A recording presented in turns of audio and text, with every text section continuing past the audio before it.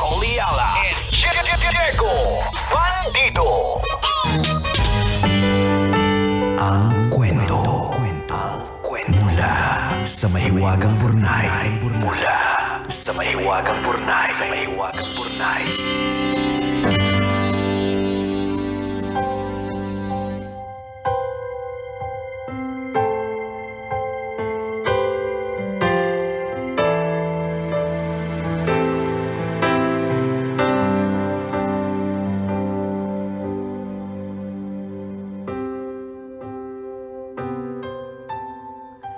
Dear kumikinang na tambalang ni Coliala at Diego Bandido.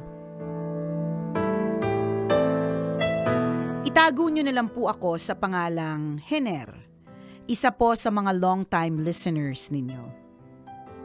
Sumulat po ako para ibahagi ang isang kwentong baka sakaling kapulutan ng aral ng mga kapwa ko tagapakinig.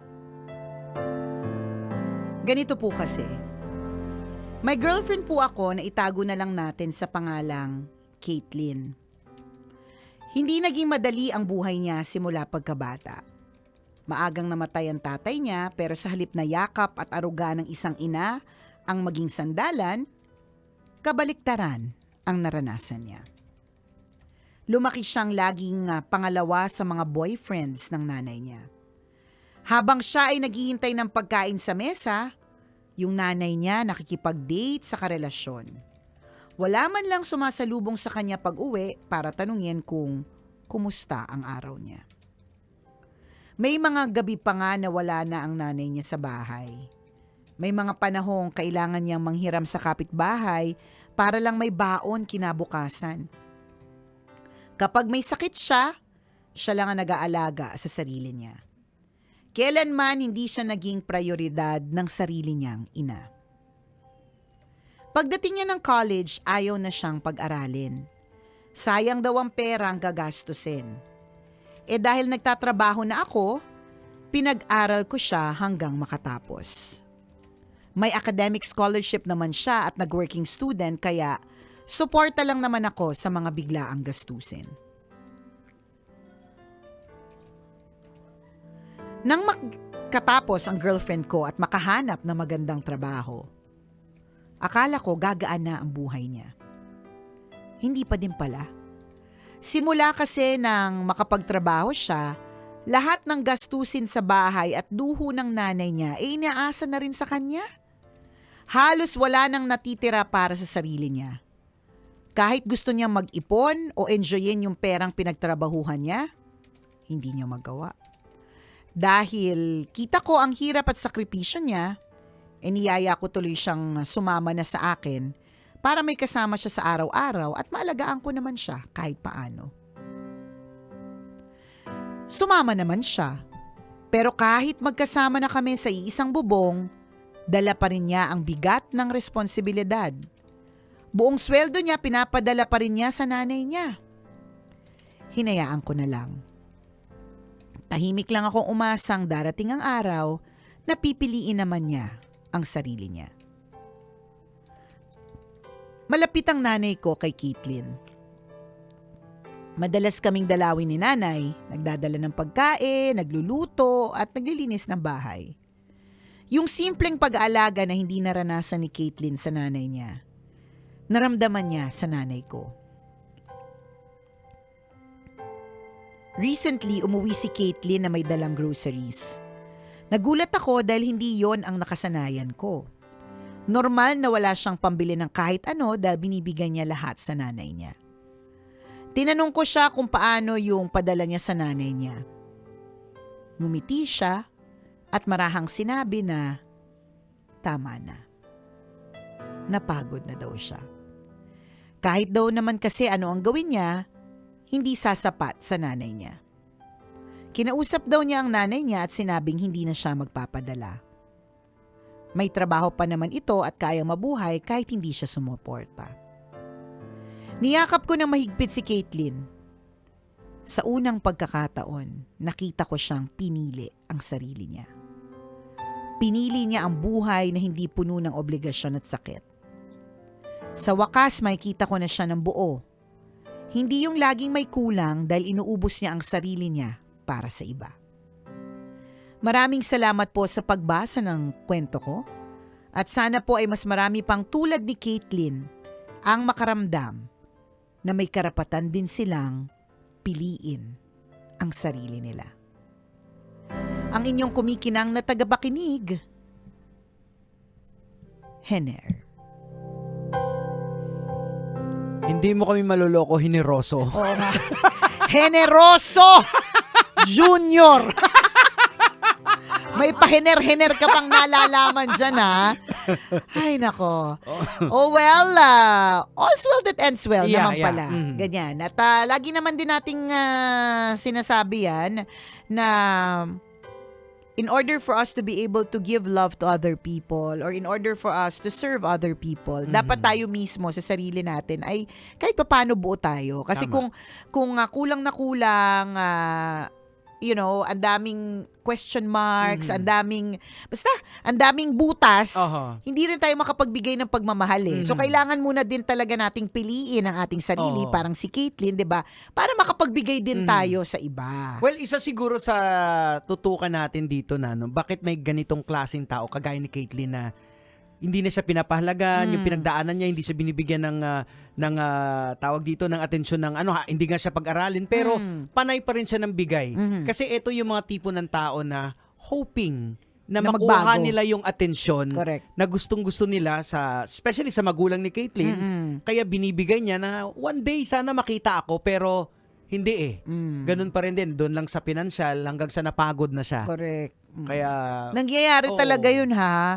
Para ito ay mensahe din para dun sa lahat ng mga tulad ng nanay ni Caitlin. Hindi ka man nanay, iba ano pa man ang role mo in life.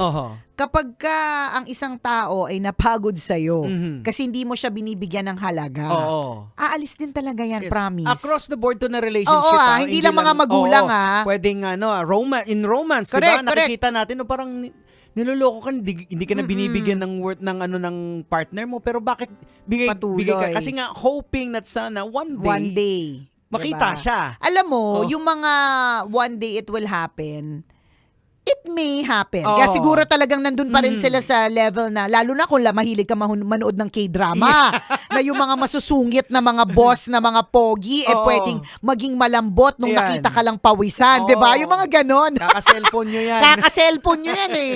Yan ang dahilan talaga eh. Diba?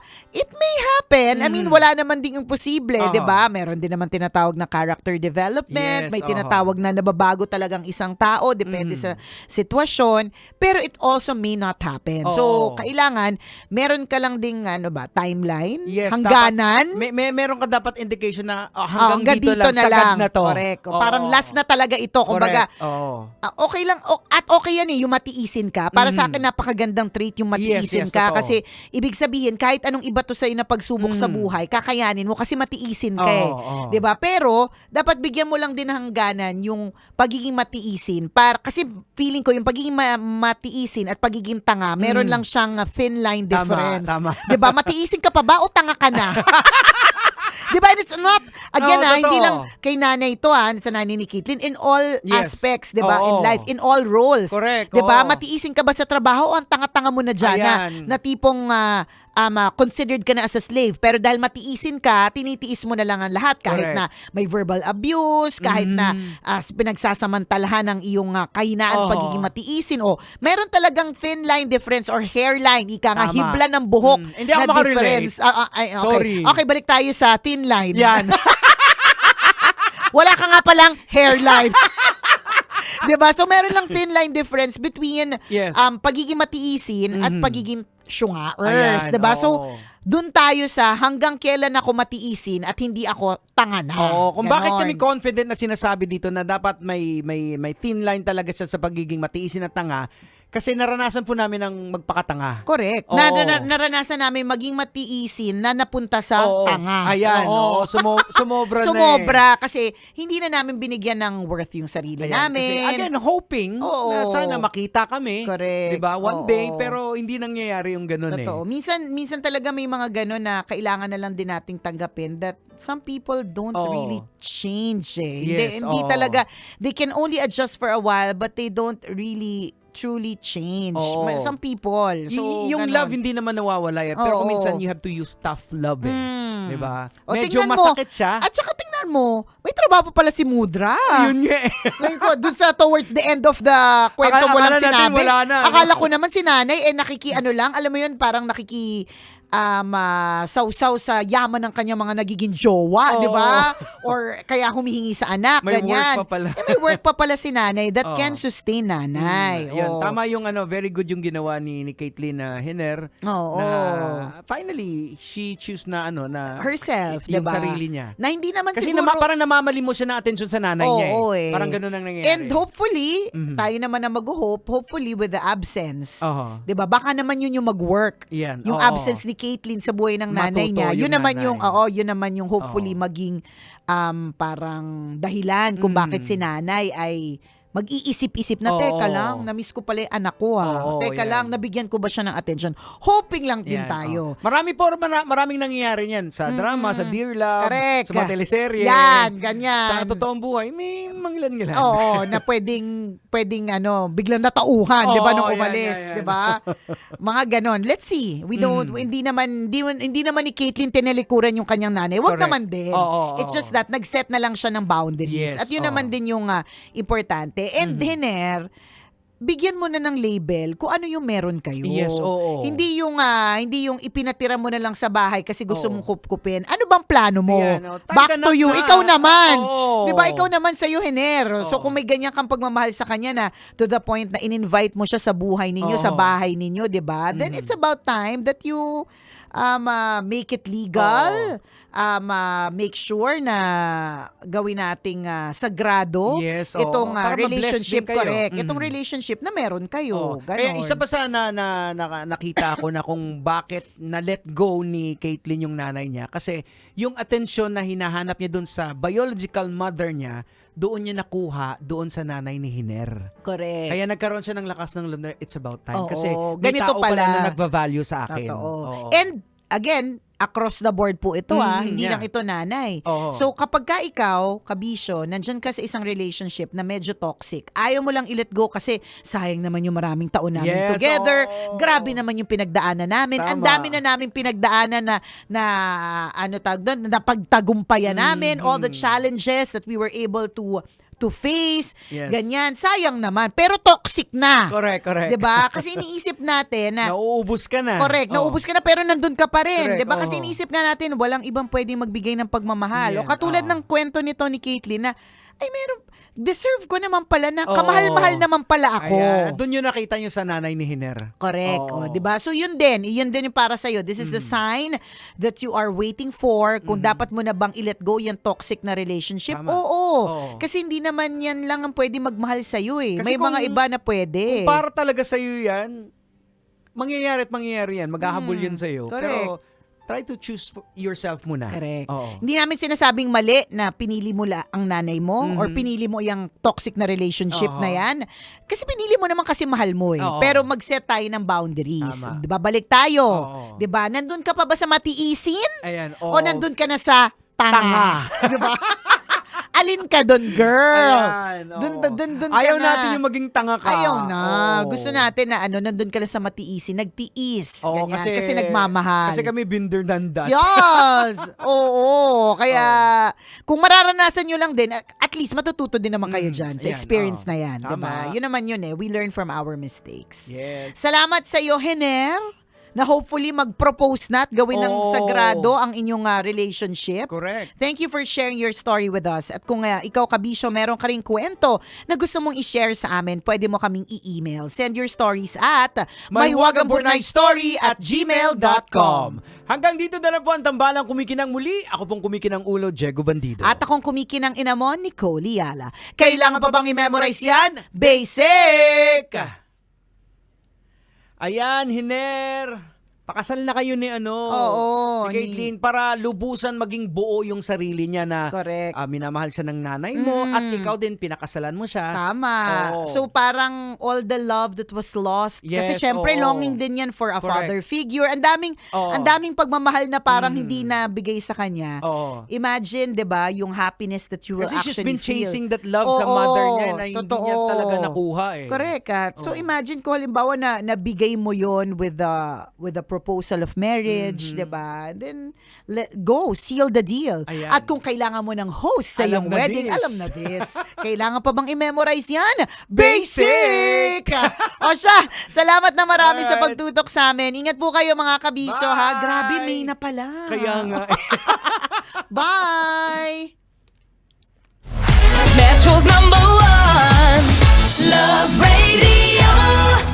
Basic!